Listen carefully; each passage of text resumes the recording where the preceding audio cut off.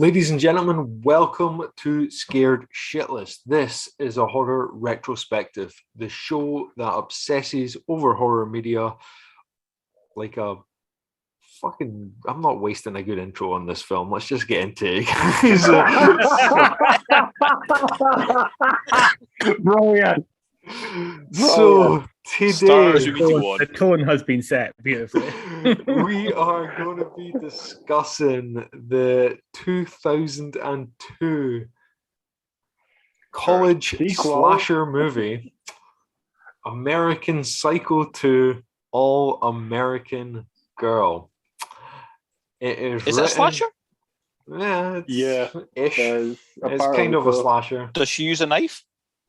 You don't need to use a knife to be a slasher. You just, you can use a hook, you can use an ice pick, you can use multiple weapons. That's what she uses. She pokes with it. You poke with it. It doesn't matter. Nah, slasher needs a knife. There's no genre called a poker. That's a very different kind of movie you're watching there, So anyway, it was written by Alex Sanger and Karen Craig and directed by Morgan J. Freeman. It stars Mila Kunis, William Shatner, Morgan Freeman? Morgan J. Freeman, very different Morgan Freeman. Mila Kunis, William Shatner, and Geron Wynn Davies. It is the story of an all-American girl with a taste for murder who will stop at nothing to get a teacher's assistant's position that she believes will lead to a career as an FBI profiler. This movie, the people involved in this movie had nothing to do with the original. None of them. No, they did and not. It shows. It does. Big time. In fact, the original script wasn't even a sequel to American Psycho 2. They just decided, in order to get it made, they would do some last-minute edits connecting it to American Psycho, which they done by... It was a cash grab, as simple as that. They had a story, they added some shit to make it possibly American Psycho 2, but really not, to make some money. So, Al... I don't even think it did. Al, what did you think of this movie? Oh, it's a total turd. It's a really poor... I refuse to call it a slasher. It's a really poor... Poker. Yeah, poker. And they've literally tagged on a couple of minutes at the start and a couple of minutes at the end that they try and link it to a really good, really popular film. But everything in the middle, it's got absolutely nothing to do with it. It's just a narcissistic little girl. I forgot to say, I got distracted by throwing out the usual intro. So I'm Ryan, and today I'm joined by Al. Hello. Ali. Hello, guys. And Jamie. Hello. So Ali, right? What's your initial thoughts on it? Well, I text you guys 18 minutes into viewing this thing, and for the first time ever, I really wanted to just... it was so bad. For the first time ever on this channel, I am putting up my right hand and saying this was full of crap. Utter crap. Now, with all due respect to William Shatner, I love William Shatner. He is Captain Kirk, I love that guy. But even having William Shatner did not save this film. And Mila Kunis, I absolutely love Mila Kunis. I think she is smoking hot. She is lovely in Oz and the Great and Powerful, even when she gets turned into the Wicked Witch of the West. And she is a Hall of Famer in the Family Guy franchise. But oh my God, from the start of the film was just what the fuck? Right, Jamie, let's hear your initial thoughts on it. Oh, I don't think I can top that. I could go more, but Ryan won't let me. I started watching this film and I was like, right, as soon as the narration started, I was like, this is going to be bad. Because narration in American Psycho was so well done. You know, it was like, this is done for a reason. You get inside the mind of this character. She was like, you know, chirpy little voice, and I was like, oh, fuck this movie, man. But I decided to stop watching it as American Psycho 2 and started watching it as a standalone comedy film. And, you know, that made it a lot better. You know, I actually agree with you for a huge amount of that. Like, I think all the worst things about this film are the things that link it to the original American Psycho. Like, Absolutely. the voiceover, like you say, is terrible. The voiceover in American Psycho lets us, you know, gets us inside the head of Patrick Bateman. I mean, in American Psycho, before he tells us his name in his voiceover, he tells us where he lives, because his apartment is more important than his name. He wants you to know where he stays. He wants you to know what he does. And then you find out how important his body is to him by him talking through his workout routine and his morning beauty routine. And it really lets us know who he is. It was but really disturbing. Yeah, the voiceover, they completely misunderstood. You know, they completely misunstood why they done the voiceover in the original. And all they do is tell you everything. They use it as a really cheap way to give you exposition, and they use it to tell her goals, but they don't tell us who she is with it. You know, we don't get inside her head. Instead, we get, these people are this, and I'm going to do this, and they're wasting their time. But if like you said, I didn't realize that it was kind of tacked on, but that makes total sense for why it would be like that, because all of a sudden they're having to tell enough story to link or at least tie in a completely unrelated movie. Yes. Because if you lose the first and last 5 minutes, this movie isn't related to American Psycho at all. No, at all. It's not. No, there's it's the no first other and last relation 5 to it. minutes. Yeah. I mean, you could have taken that link, same, I suppose. you know, that intro scene, the Patrick Bateman character could have been taken out and put, you know, you could have had that same scene just without him. Yeah. You know, the whole film could have been pretty much the same. You know, you would have had to fiddle with the ending, but the opening could have been the same. All right, let's, as soon as you spoke about the opening, let's go on to that. So this film literally opens with what a lot of people could view as a massive fuck you to American Psycho, with her killing Patrick Bateman. Like, literally, she's what, an 11-year-old girl? And she kills Patrick Bateman with no hassle. This is the same guy who chased a bloody woman through a building with a chainsaw. And he's taken out by an 11-year-old. Yeah. He can't restrain an 11-year-old correctly. Yeah. Al, what's your thoughts on this?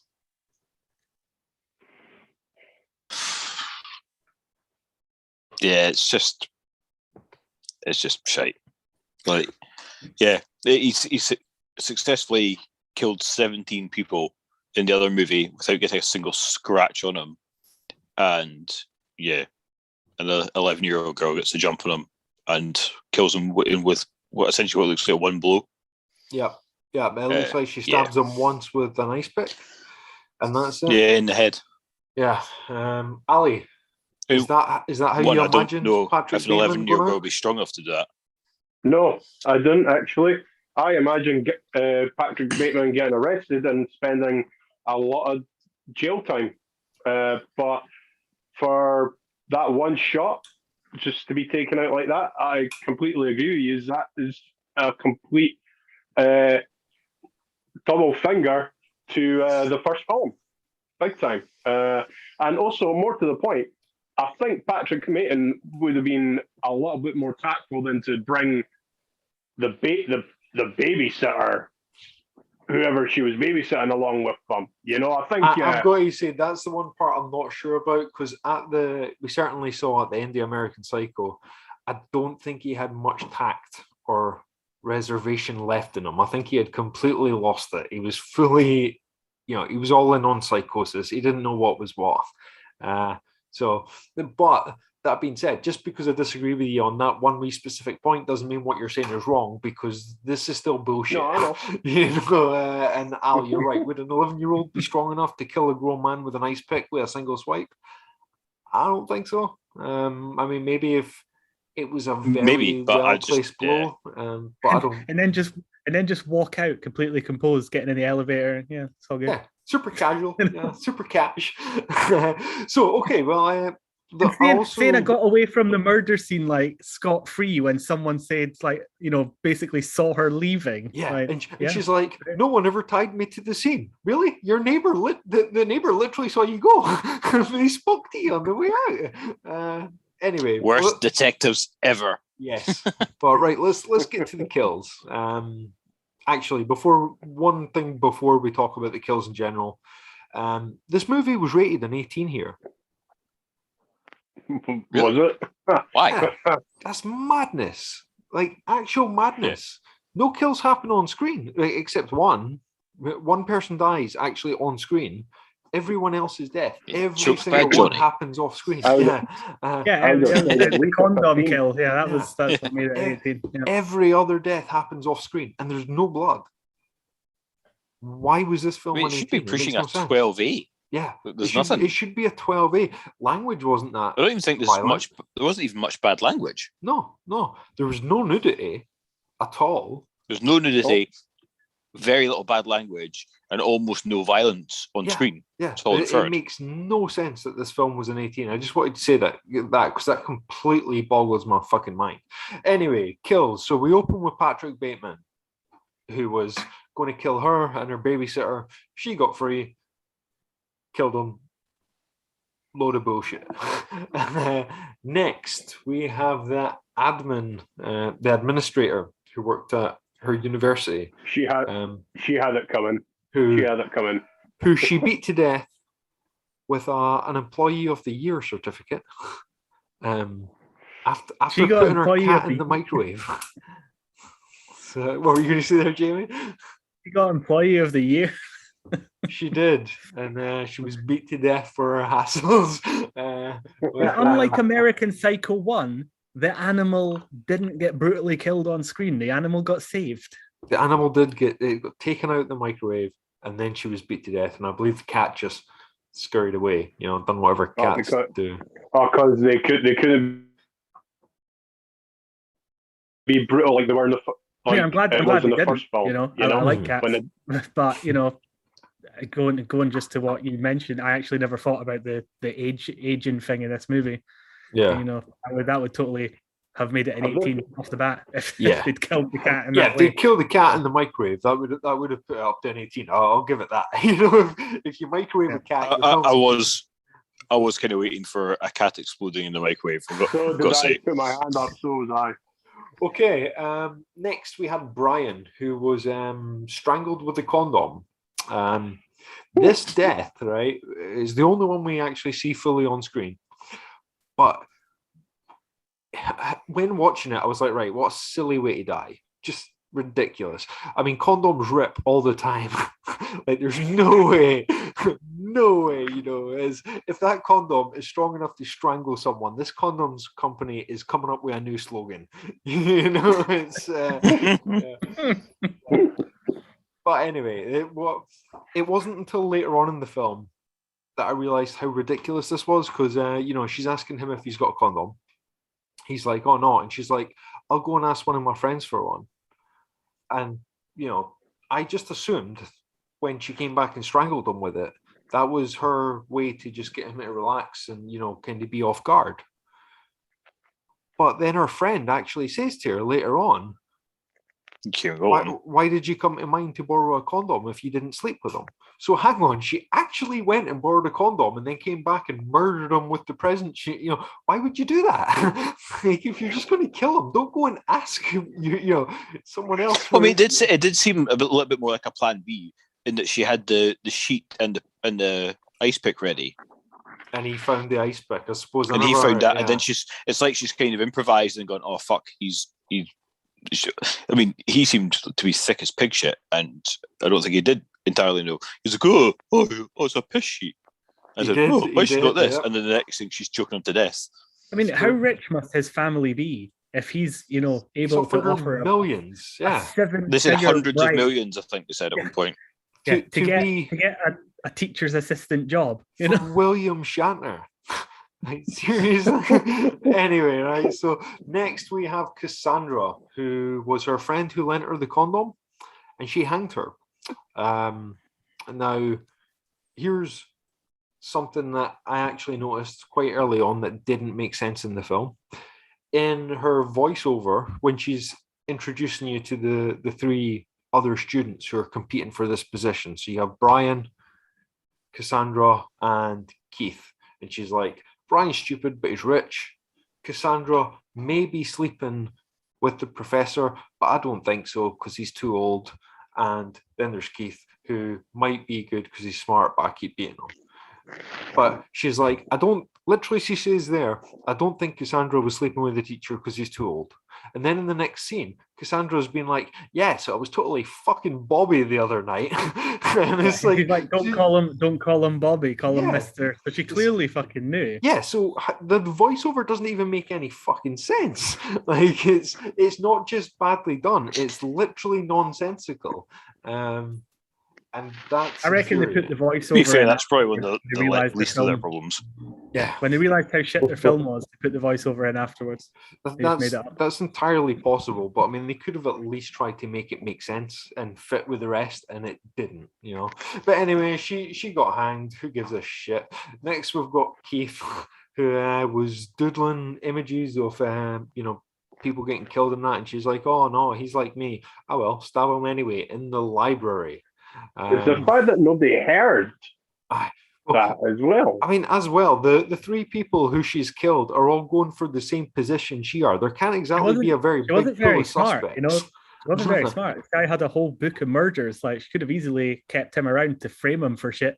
Yeah, you know. Yeah, she was not. She's not a good psychopath. She's just not, and she's meant to be really calculating. Like the psychiatrist mentions at the end, she's 1 in a billion. You know, she was more obsessed than Dahmer, more faceless than Bateman, more, you know. Oh, really, right. You're trying to talk her up. 1 in a billion, I call bush. Yeah, that was for his book sales, you know. Yeah. But anyway, so next we have Professor Starkman, aka William Shatner himself, who I felt sorry for him. You felt sorry for him? I feel sorry for William Shatner. The guy who was cheating on his wife with one of his students. Yeah. No, just the way that he was killed off. That's what I'm saying. I felt sorry for him because I felt sorry for William Shatner being in this movie. Well, yeah. Not his character. I've got to say, Shatner was not good in this movie. I mean, I like Shatner as Kirk. I genuinely do. Big Star Trek fan.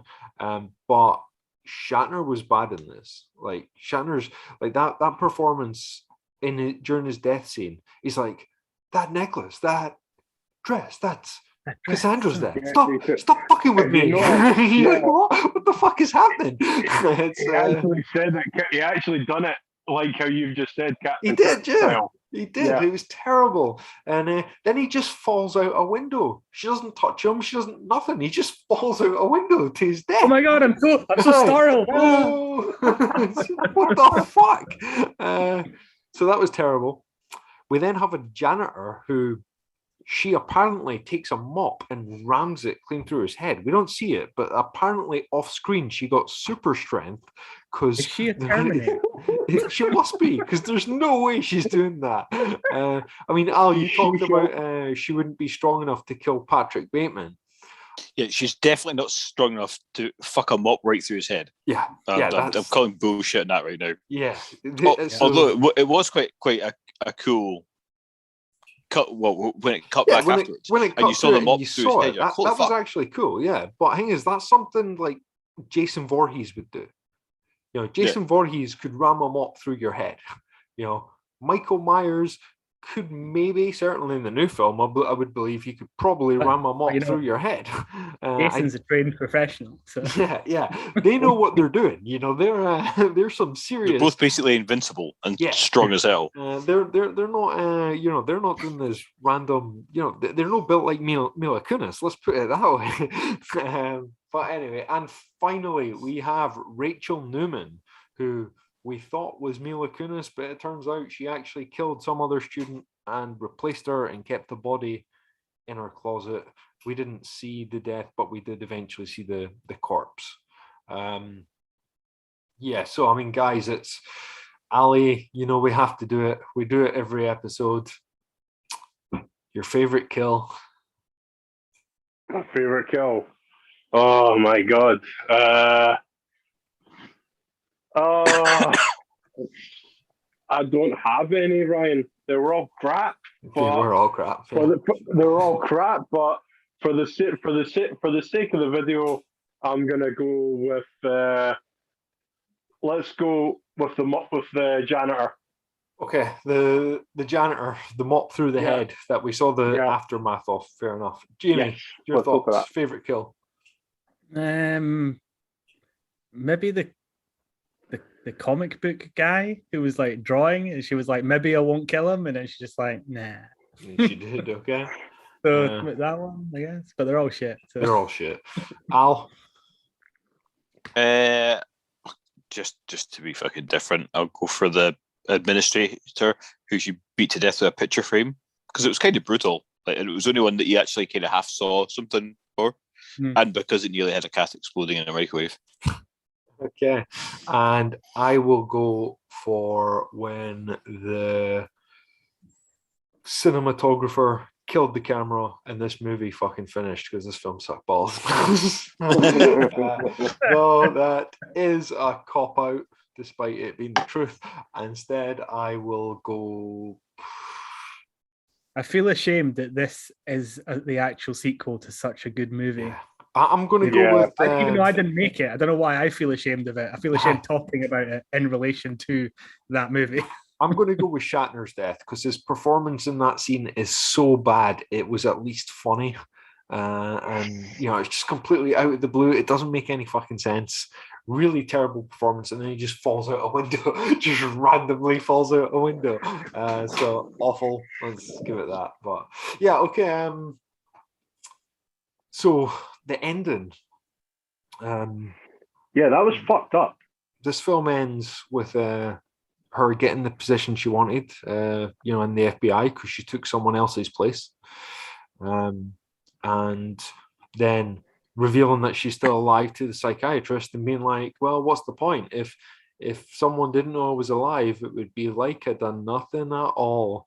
And then weird freeze frame, really weird inflection in her voice that made it really terrible. I feel I could deliver that line better. I think I did just deliver that line better, as a matter of fact. I didn't even practice for that shit. So, Ali, what was your thoughts on the ending of this film? I hated that. It sucked. The fact that the psychiatrist doesn't even speak up at all. He's just in awe, as if to say, "Oh my God, she's still alive." Oh. It's like, well, you could have just opened your mouth in front of a whole auditorium, but no. Full of FBI agents. Yeah. It's also completely inconsistent with the rest of the movie. The motive for every one of our kills, except for Patrick Bateman, was to get into and stay in the FBI, and then the one person who could fuck her over so that she wouldn't get to have her job in the FBI, she then leaves alive, with the risk that he could basically dob her in at any time. Doesn't just leave him alive, but reveals herself to him. Yeah. It never tells us if it comes up and goes, "Hi, remember me?" and then wanders away. Sorry, what was that, Jamie? Was that? It never actually tells us if she does what she said she was going to do. If she's actually does she actually stop any, or is she still killing people? Like, was she sated? Did she achieve what she wanted to do and never killed again? I don't know, but I think this again comes from them essentially misunderstanding the ending of American Psycho. Like, American Psycho ends with the controversial and very debatable him revealing himself to his lawyer and everything else, and then did he do it, did he not do it, what was real, what wasn't, and he literally says, my confession has meant nothing. And I think they were trying to do something similar to that with her voiceover, and she literally, like I say, she says it's like would have done nothing at all. It was like she revealed herself, so it didn't mean nothing because she wanted credit for it.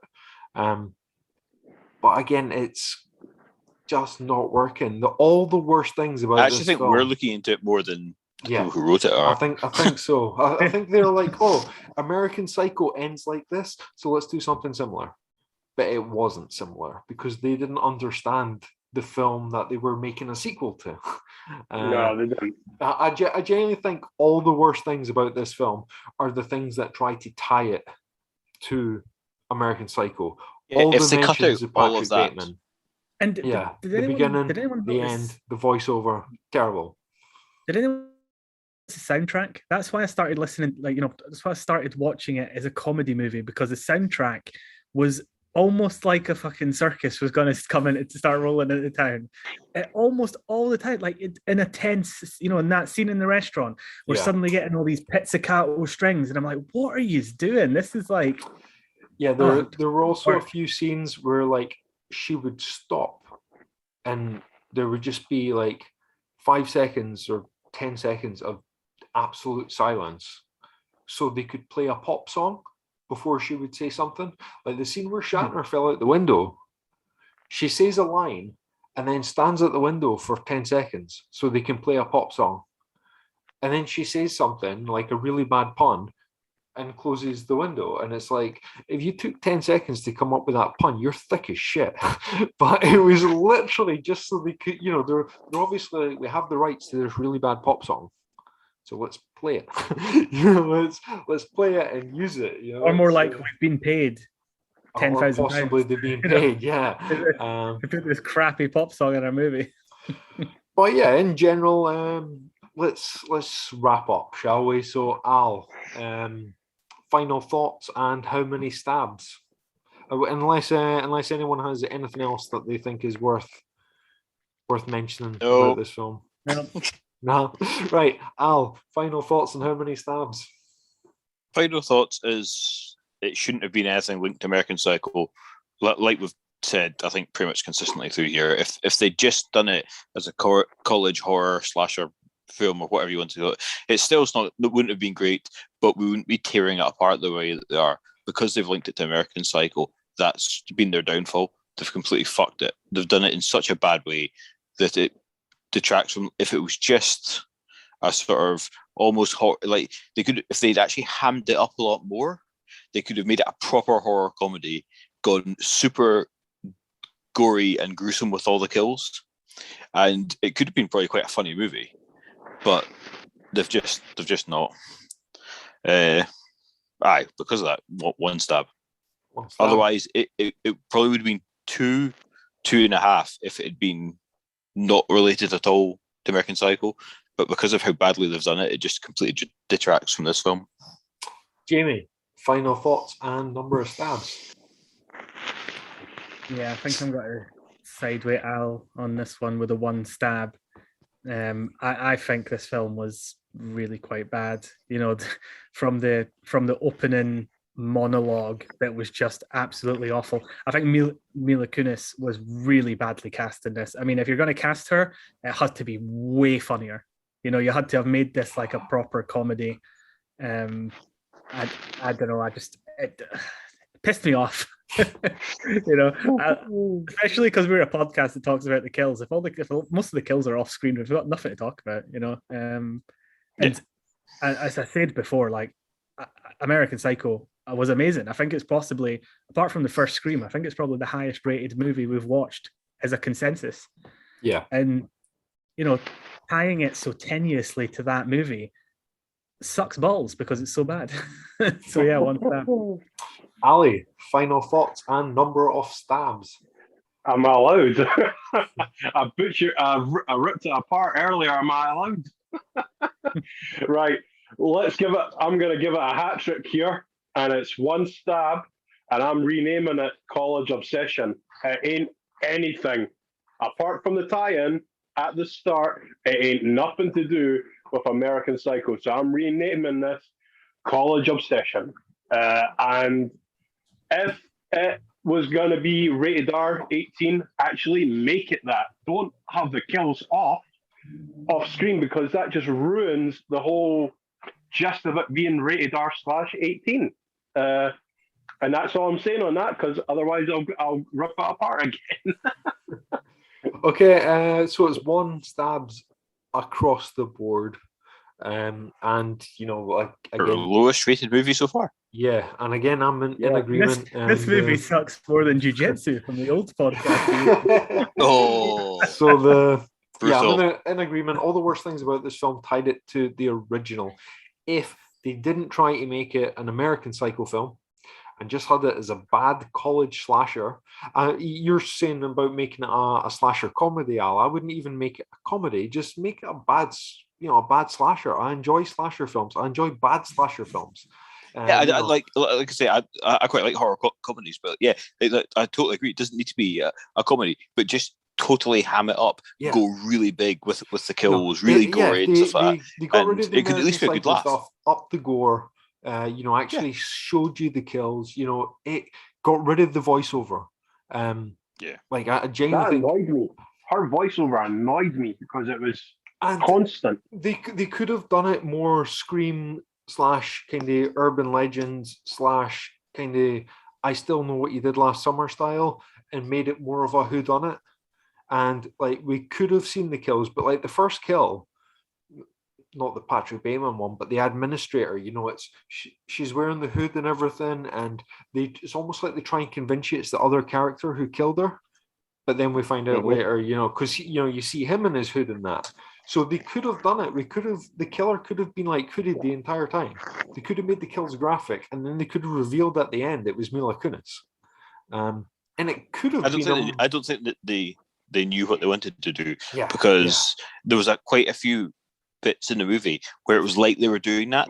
There was her sneaking around, following him up the stairs and stuff like that, and she's got her hood up and then it just didn't make sense. But I think had they not revealed the killer until the end, it could have been more interesting. You probably wouldn't have suspected Mila Kunis to be the killer if they hadn't showed us at the start her killing Patrick Bateman with an ice pick and being just so casual about the whole thing. But yeah, as it stands, this film sucks. I don't recommend anyone watch it. No, 100% not. And as a matter of fact, I believe we could all make a better sequel to American Psycho.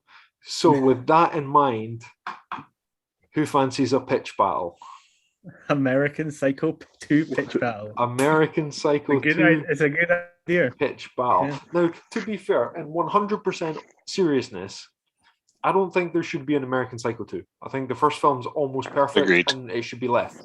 However, we're going to do a pitch battle anyway because we can sure as fuck do a better film than the American Psycho 2 we got. So we're going to give you a couple of versions of a better American Psycho 2. So join us Monday, and we will have an American Psycho 2 pitch battle. And yeah, until then, if you want more content from Ali, you can head over to his channel. He discusses professional wrestling, comic books, and science fiction. So you may hear him talk a little more about William Shatner, but likely in a slightly more positive light, because ultimately we all do love Captain Kirk. If you want more I've not even content, reviewed them yet. well, I haven't even reviewed Star Trek, the series or the films yet, so that's to come. well, you might by the time this airs. If you want more content from Jamie, you can head over to one of his channels. He does videos on Harry Potter, and he reacts to stuff. And other stuff. Links for his channels in the description as well. If you want more horror content from Al and myself, stay right here. We have lots, and go and check that out. And as always, like any good killer, we will be back for one last scare.